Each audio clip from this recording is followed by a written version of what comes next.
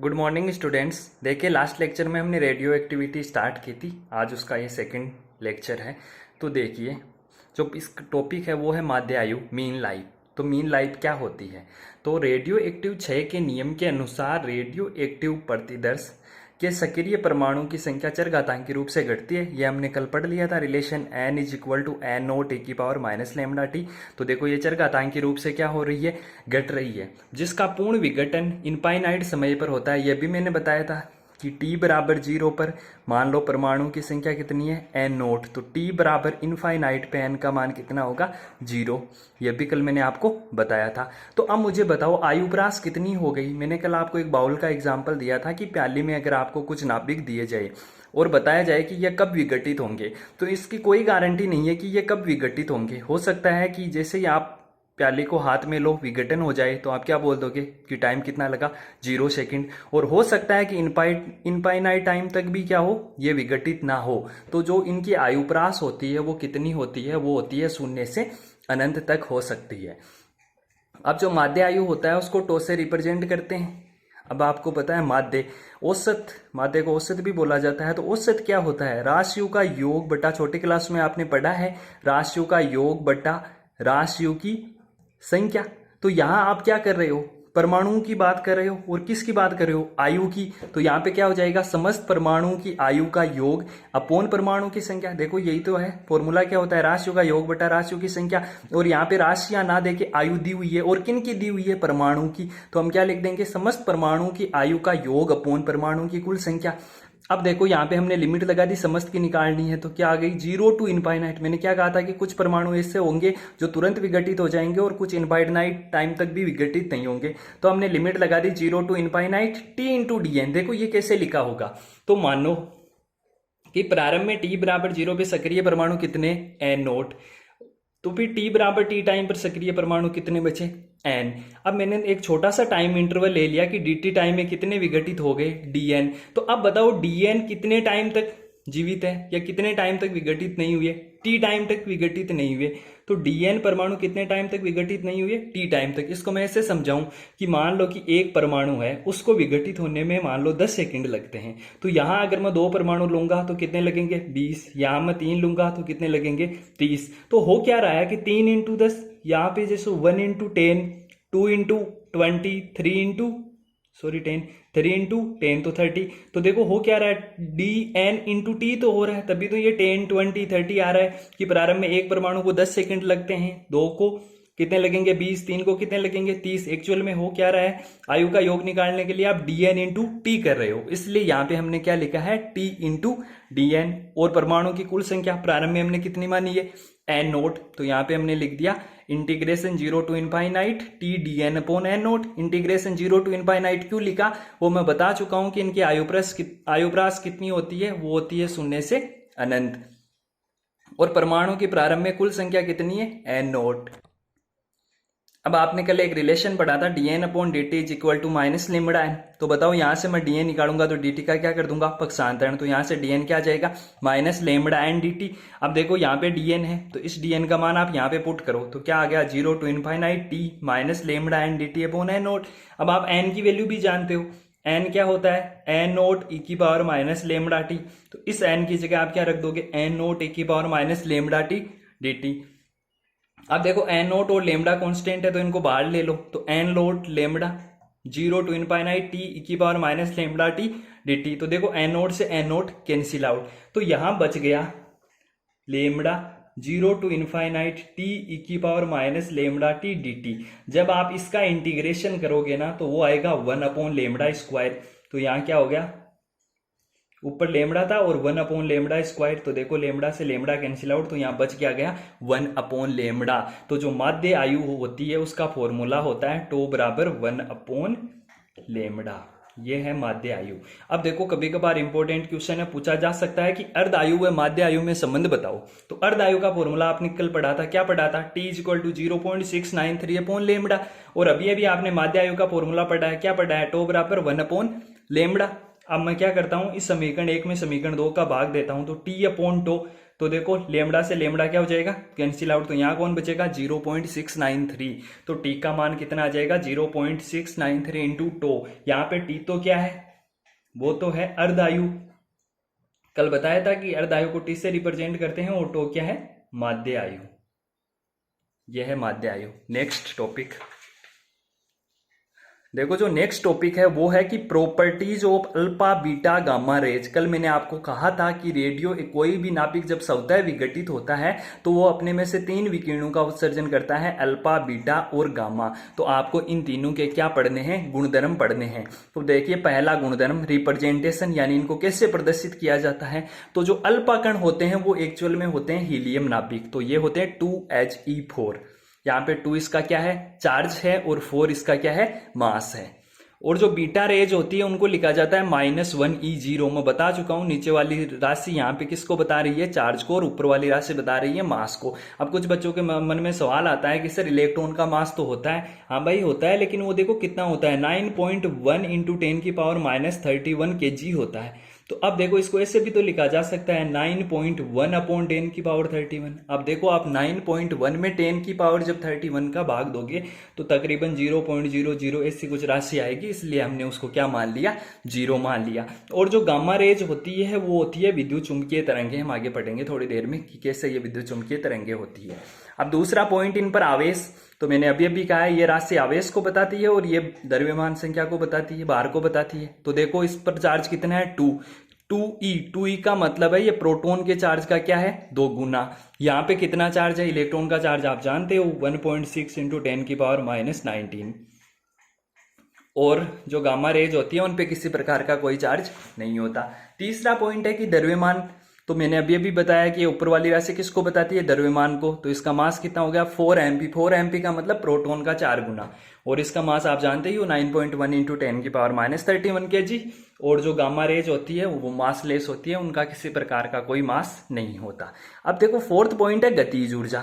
अब देखो गतिज ऊर्जा का फॉर्मूला आप जानते हो छोटी क्लास से ही कि 12mv²। अब मुझे बताओ अल्फा बीटा और गामा में से सबसे ज्यादा मास किसका है। देखो अल्फा का ही है ना, कितना है 4 mv, इसका 9.1 इंटू 10⁻31 kg, यानी बहुत कम, तकरीबन 0 के, और ये भी 0 है, तो ये 0 के बराबर है, ये 0 है, बट इसका मास देखो कितना ज्यादा है। तो जिसका मास ज्यादा होगा बताओ यहाँ गतिज ऊर्जा ज्यादा नहीं होगी, क्यों, क्योंकि यहाँ के प्रोपोर्शनल है मास के। तो जिसका मास ज्यादा उसकी गतिज ऊर्जा भी क्या होगी ज्यादा, तो इसकी गतिज ऊर्जा क्या हो जाएगी अधिकतम, इसकी मध्यम, और इसकी क्या हो जाएगी सबसे कम। अब जो नेक्स्ट पॉइंट है वो है विभेदन क्षमता। अब देखो विभेदन क्षमता में हमने लिखा है सबसे कम। ऐसा क्यों लिखा, क्योंकि देखो कोई भारी वस्तु होती है, जब आप इसको किसी वस्तु से पार करवाते हो, जैसे कोई कागज का टुकड़ा है, तो भारी वस्तु जल्दी पार होती है या हल्की वस्तु, हल्की वस्तु, इसका तो मास तो होता ही नहीं, तो ये सबसे अधिक उसको क्या करेगी पेनेट्रेट करेगी, यानी किसी कागज से सबसे जल्दी ये क्रॉस होगी, उसके बाद ये क्रॉस होगी, और उसके बाद ये क्रॉस होगी। तो विभेदन क्षमता अल्फा की सबसे कम होती है, बीटा की मध्यम होती है, और गामा की क्या होती है सबसे अधिक। अब नेक्स्ट है फोटोग्राफिक प्लेट पर प्रभाव। अब देखो यहाँ पे हमने लिखा है सबसे अधिक, ऐसा क्यों लिखा, क्योंकि इसका मास क्या है सबसे ज्यादा 4 mp है, तो मास जितना ज्यादा होगा। अब भाई आपको एक तो 4 किलो का पत्थर मारा जाए और एक 1 kg का पत्थर मारा जाए, और एक बहुत कम जैसे ग्राम का पत्थर मारा जाए, तो कौन सा ज्यादा इफेक्ट करेगा बताओ, 4 kg का पत्थर ही तो आपको ज्यादा इफेक्ट करेगा। तो फोटोग्राफिक प्लेट पर सबसे अधिक प्रभाव किसका होता है अल्फा का, उससे कम बीटा का, और सबसे कम गामा का। पूछा जाए सबसे अधिक क्यों होता है, क्योंकि ये भारी होती है, तो भारी वस्तु ज्यादा डैमेज करती है। नेक्स्ट है स्पीड। तो इसकी जो स्पीड होती है वो होती है अबाउट c/100। यहाँ पे c क्या है, वो है 3 इंटू 10⁸ मीटर पर सेकेंड, यानी निर्वात में प्रकाश की चाल का 1/100 गुना ये होती है अल्फा रेज की स्पीड होती है। और निर्वात में प्रकाश की चाल का 1/10 गुना बीटा रेज होती है, और जो गामा रेज होती है वो लगभग प्रकाश के वेलोसिटी से ही गमन करती है, यानी 3 इंटू 10⁸ मीटर पर सेकेंड।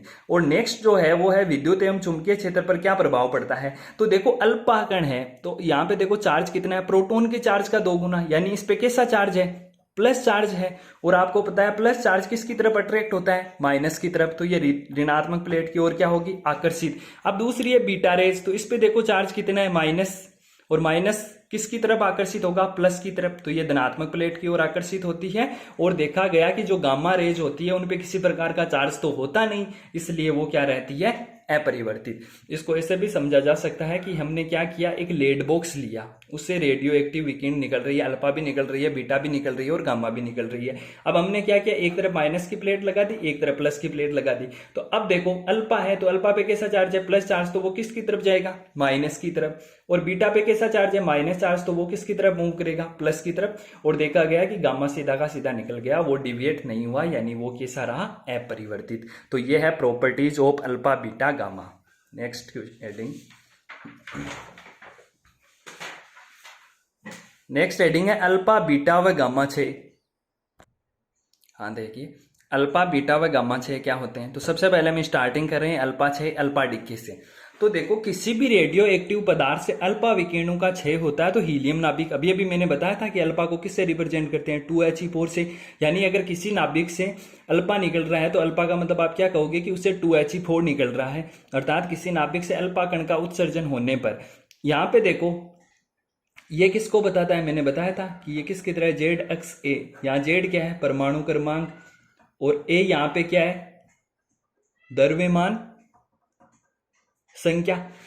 तो देखिए ये जेड एक्स से, इससे अल्फा कण निकला, अल्फा कण निकलने का मतलब क्या हुआ, 2He4 निकला। तो मैं यहाँ पे पहले लिख देता हूं 2He4, और इसके साथ क्या होती है कि कुछ एनर्जी भी उत्सर्जित होती है, तो साथ में ऊर्जा भी उत्सर्जित होती है, तो +Q लिख दिया।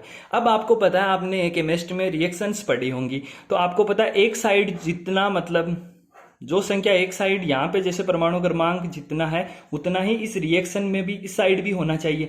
तो यहाँ देखो 2, तो यहाँ पे बताऊं मैं कितना लिखूं कि जेड आ जाए, तो यहाँ मैं Z-2 ही लिखूंगा ना। अभी यो करो, जैसे Z-2 + 2, तो देखो Z-2 + 2, तो 2 से 2 कैंसिल आउट, तो कितना हो गया जेड। तो इस साइड भी कितना परमाणु क्रमांक है, जेड। ऊपर देखो A-4, तो A-4 + 4, तो यहाँ से क्या बचा, A। तो यहाँ पे देखो ये रिएक्शन कंप्लीट है, संतुलित रिएक्शन है कि रिएक्शन से पहले परमाणु क्रमांक कितना है, जेड, और बाद भी कितना है, जेड। पहले परमाणु संख्या कितनी है, ए, और बाद भी कितनी है, ए। तो इसमें हुआ क्या कि इसमें देखो परमाणु क्रमांक से 2 घट रहे हैं, तो मैं क्या बोल दूंगा कि परमाणु क्रमांक में 2 की कमी हो गई। और द्रव्यमान संख्या में से कितने घट रहे हैं, 4। तो याद रखना, जब भी किसी भी नाभिक से अल्फा क्षय होता है तो परमाणु क्रमांक में तो कितने की कमी होती है, 2 की कमी, तथा द्रव्यमान संख्या में कितने की कमी होती है, 4 की कमी। तो यह कहलाता है अल्फा क्षय। अब मैं एग्जाम्पल देता हूं आपको, जैसे 92 यूरेनियम 238 से अल्फा निकालो, तो अल्फा का क्या होता है, 2He4। तो मैंने क्या कहा था कि परमाणु क्रमांक में तो 2 की कमी होती है, तो 92 में से 2 घटाओ तो कितने आएंगे, 90। द्रव्यमान संख्या में कितने की कमी होती है, 4 की, तो 238 में से 4 घटाओ, क्या आएगा, 234। साथ में कौन रिमिट हो रहा है, 2He4 प्लस कुछ एनर्जी। तो ये था अल्फा 6 कि इसमें परमाणु क्रमांक में 2 की कमी होती है और द्रव्यमान संख्या में कितने की कमी होती है, 4 की कमी। जो नेक्स्ट है वो है बीटा डीके। रेडियो एक्टिव क्षय में नाभिक एक इलेक्ट्रॉन या एक पॉजिट्रॉन उत्सर्जित करता है, तो यह प्रक्रिया बीटा क्षय कहलाती है। बीटा क्षय 2 प्रकार का होता है, बीटा प्लस और बीटा माइनस। तो देखिए पहला टॉपिक कि बीटा प्लस क्षय क्या होता है, कि जब किसी रेडियो एक्टिव पदार्थ से बीटा प्लस क्षय होता है तो नए नाभिक के परमाणु क्रमांक में 1 की कमी और द्रव्यमान संख्या अपरिवर्तित रहती है। देखिए Z-A, इसमें से बीटा प्लस क्षय का मतलब होता है +1E0 और माइनस का हो जाएगा -1E0। अब +1 है तो यहां पे आपने लिख दिया कि +1E0 प्लस इसके साथ कौन इमिट होता है, न्यूट्रिनो। इनके बारे में आगे पढ़ेंगे। तो अब मुझे बताओ, बैलेंस करो, तो देखो Z-1 + 1, तो Z-1 + 1 बताओ Z हुआ या नहीं हुआ, हुआ। A + 0 = A। तो जब बताओ, जब बीटा प्लस क्षय हुआ तो परमाणु क्रमांक में क्या हुआ, -1 हो रहा है, यानी A की कमी हो गई और द्रव्यमान संख्या क्या रही, अपरिवर्तित। तो देखो जब बीटा प्लस क्षय होता है तो परमाणु क्रमांक में कितने की कमी हो जाती है, A की कमी, और द्रव्यमान संख्या क्या रहती है, अपरिवर्तित। तो देखो द्रव्यमान संख्या तो बीटा प्लस में अपरिवर्तित रहती है और परमाणु क्रमांक में A की कमी हो जाती है। तो देखो जब इसमें प्लस है तो A की कमी हो जाती है, तो यहां माइनस होगा तो क्या होगा, ऑब्वियस सी बात है A की क्या हो जाएगी, वर्दी। तो यहां देखिए 11Na22 बीटा प्लस, मैंने क्या कहा था, यहां पे जैसे ही आपको प्लस दिखे तो परमाणु क्रमांक में A की कमी कर दो, तो 11 में से A गया तो कितना बचा, 10। और मैंने क्या कहा, द्रव्यमान संख्या क्या रहती है, अपरिवर्तित। तो यहाँ पे द्रव्यमान संख्या को रख दो 22 प्लस यहाँ पे कौन इमिट हो रहा है, पॉजिट्रॉन, तो +1E0 और इसके साथ एक अन्य कण निकलता है साथ में, उसको बोला जाता है न्यूट्रिनो। अब देखो बीटा प्लस क्षय की एक दूसरी डेफिनेशन ऐसे भी दी जा सकती है कि एक प्रोटॉन एक न्यूट्रॉन में परिवर्तित होता है, तो यह प्रक्रिया बीटा प्लस क्षय कहलाती है। क्या कहा कि एक प्रोटॉन किस में बदलता है, एक न्यूट्रॉन में। तो देखो इससे ऐसे समझते हैं कि मान लो कि प्रारंभ में आपके पास किसी परमाणु के पास 15 प्रोटॉन और 15 न्यूट्रॉन है, तो बताओ द्रव्यमान संख्या कितनी हो जाएगी, 30। कोई कहेगा कैसे, तो प्रोटॉन प्लस न्यूट्रॉन का योग ही तो क्या कहलाता है, द्रव्यमान संख्या। अब मुझे बताओ प्रोटॉन किस में बदला, न्यूट्रॉन में। तो बताओ प्रोटॉन की में एक ही कमी हो गई ना, जैसे 15 थे तो एक प्रोटॉन न्यूट्रॉन में कन्वर्ट हो गया, तो अब प्रोटॉन कितने बचे 14 और न्यूट्रॉन कितने हो गए 16। अब बताओ द्रव्यमान संख्या कितनी है, अब भी 30 है। तो देखो द्रव्यमान संख्या परिवर्तित हुई क्या, नहीं हुई। बट यहां पे देखो जब एक प्रोटॉन की कमी हो गई तो परमाणु क्रमांक में क्या हो गई, एक की कमी। तो यह कहलाता है बीटा प्लस 6। तो जैसे ही बीटा प्लस 6 का नाम आए तो आप बोल देना कि परमाणु क्रमांक में एक की कमी हो जाती है तथा द्रव्यमान संख्या क्या रहती है, अपरिवर्तित। तो प्रोटॉन जब न्यूट्रॉन में बदलेगा तो साथ में क्या हो जाएगा, एक पॉजिट्रॉन निकलेगा, और जो ये न्यू है इसको बोला जाता है न्यूट्रिनो। तो एक न्यूट्रिनो इमिट होगा। अब दूसरा है बीटा माइनस 6। तो अब देखो जब बीटा प्लस था तो यहां पे क्या आ रहा था, माइनस। तो अब यहां पे क्या आ जाएगा, प्लस। तो आप क्या बोलोगे कि परमाणु क्रमांक में एक की वृद्धि होती है तथा द्रव्यमान संख्या क्या रहती है, अपरिवर्तित। तो देख लो Z+1 -1, तो Z ही बचा ना, A+0 कितना आ गया, A। और इनके साथ जो कण उत्सर्जित होता है उसको बोला जाता है एंटी न्यूट्रिनो। तो जो ये न्यू है उसको तो बोला जाता है न्यूट्रिनो, और न्यू के ऊपर अगर बाढ़ लगा दी जाए तो उसको क्या बोला जाएगा, एंटी न्यूट्रिनो। तो याद रखना बीटा प्लस में क्या होता है कि परमाणु क्रमांक में एक की कमी होती है, बीटा माइनस में क्या होता है, परमाणु क्रमांक में एक की वृद्धि होती है। तो देखो एग्जाम्पल देखो 5B12 है। अब बीटा माइनस है तो मैंने क्या कहा था, माइनस हो तो परमाणु क्रमांक में एक की वृद्धि, तो 5 में एक की वृद्धि हो तो कितना हो जाएगा 6, प्लस साथ में कौन आएगा, एंटी न्यूट्रिनो। अब मुझे बताओ जब प्रोटॉन न्यूट्रॉन में कन्वर्ट होता है तो क्या होता है, परमाणु क्रमांक में एक की कमी हो जाएगी। तो इसमें बताओ क्या होगा, न्यूट्रॉन प्रोटॉन में कन्वर्ट होगा। तो देखो इसको देखते हैं कि प्रारंभ में मान लो प्रोटॉन 15 है और न्यूट्रॉन भी 15 है, तो द्रव्यमान संख्या कितनी हो गई 13। अब देखो न्यूट्रॉन किस में कन्वर्ट हो रहा है, प्रोटॉन में। तो बताओ जब न्यूट्रॉन प्रोटॉन में बदलेगा तो अब प्रोटॉन कितने हो गए 16 और न्यूट्रॉन कितने रहे 14। तो अब देखो परमाणु क्रमांक में एक की बढ़ोतरी होगी ना, पहले कितने थे 15, अब है 16, तो यानी 15+1। तो यहाँ पे क्या हो जाएगा, परमाणु क्रमांक में एक की वृद्धि हो जाएगी और द्रव्यमान संख्या क्या रहेगी, अपरिवर्तित। तो याद रखना चाहे बीटा प्लस हो चाहे बीटा माइनस हो, दोनों में ही द्रव्यमान संख्या क्या रहती है, अपरिवर्तित। और अगर बीटा प्लस है तो परमाणु क्रमांक में एक की कमी होगी। तो देखो प्लस है तो उल्टा कर लेना, एक की कमी होगी, और माइनस है तो क्या होगी, एक की वृद्धि होगी। नेक्स्ट टॉपिक है गामा क्षय या गामा डीके। तो देखिए कि किसी परमाणु की जो ऊर्जा होती है वो इलेक्ट्रॉन वोल्ट या किलोग्राम इलेक्ट्रॉन वोल्ट में होती है, जबकि जो गामा किरणों की ऊर्जा होती है वो किस में होती है, मेगा इलेक्ट्रॉन वोल्ट में। तो जब कोई नाभिक उत्तेजित अवस्था से मूल अवस्था में संक्रमण करता है तो ऊर्जा का उत्सर्जन दोनों कक्षाओं की ऊर्जा के अंतर के बराबर करता है, जो कि फोटोन के रूप में होती है। इन फोटोन्स को ही गामा किरण कहते हैं। अगर आपने मेरे लास्ट के लेक्चर देखे हो तो यह बात मैं बता चुका हूं नील्स बोर के तृतीय अभिग्रहित में, कि जब कोई इलेक्ट्रॉन उत्तेजित अवस्था से मूल अवस्था में संक्रमण करता है तो ऊर्जा का क्या करेगा, उत्सर्जन, और उन दोनों कक्षाओं की ऊर्जा के अंतर के बराबर होता है। तो वहां पे मैंने बताया था En2 - En1 = hν होता है। और इन फोटोन्स को ही क्या कहा जाता है, गामा किरणें। तो अल्फा क्षय व बीटा क्षय के बाद में नाभिक उत्तेजित अवस्था में होता है, पहले तो वो मूल अवस्था में ही रहता है। तो जब उससे अल्फा क्षय हो या बीटा क्षय हो तब उत्तेजित अवस्था में आएगा। तो एक चीज हमेशा याद रखना, गामा क्षय तभी होगा जब नाभिक से अल्फा या बीटा में से कोई एक क्षय हो चुका हो, पहले गामा नहीं होगा। जिसके बाद गामा किरणों का उत्सर्जन होता है, जिससे वो क्या होता है, मूल अवस्था में आ जाता है। तो याद रखना गामा क्षय कब होगा, जब अल्फा और बीटा क्षय हो चुका होता है, उसके बाद गामा क्षय होता है। तो इसकी जो इक्वेशन होती है, यहाँ पे स्टार लगा होता है, और इसमें देखो ना, तो देखो यहाँ जेड है और यहाँ पे भी जेड है, यहाँ ए है और यहाँ पे भी ए है। यानी जब गामा क्षय होता है तो ना तो परमाणु क्रमांक में परिवर्तन होता है और ना ही किस में परिवर्तन होता है, द्रव्यमान संख्या में। तो यहाँ हमने लिख दिया कि गामा किरणों के उत्सर्जन से द्रव्यमान संख्या व परमाणु क्रमांक दोनों क्या होते हैं, अपरिवर्तित रहते हैं। अर्थात गामा किरणें केवल क्या है, ऊर्जा। और यह इंपॉर्टेंट चीज है कि गामा हमेशा अल्फा व बीटा क्षय के बाद ही होगा। तो यहाँ एग्जाम्पल देखिए 12 है, Mg24। बीटा माइनस मैंने क्या कहा था कि जैसे ही माइनस दिखे तो परमाणु क्रमांक में एक ही वृद्धि कर दो और द्रव्यमान संख्या अपरिवर्तित, तो 13Al24। यहां से जब गामा निकलेगा तो गामा में मैंने क्या कहा था कि ना तो द्रव्यमान संख्या बदलती है और ना ही परमाणु क्रमांक बदलता है, तो क्या आ जाएगा 13Al24। याद रखना, गामा में ना तो परमाणु क्रमांक परिवर्तित होता है ना ही द्रव्यमान संख्या।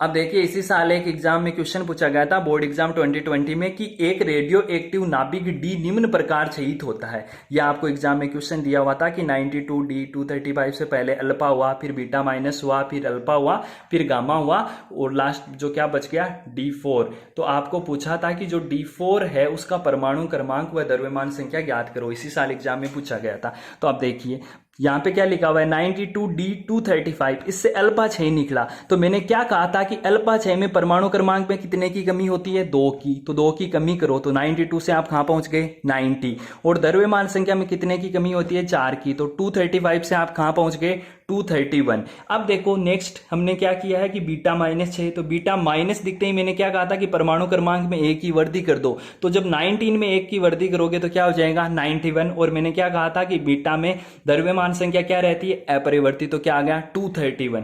फिर आगे बढ़ो तो देखो फिर आपको क्या दिया हुआ है अल्फा 6। तो अल्फा में मैंने क्या कहा था कि परमाणु क्रमांक में तो 2 की कमी कर दो।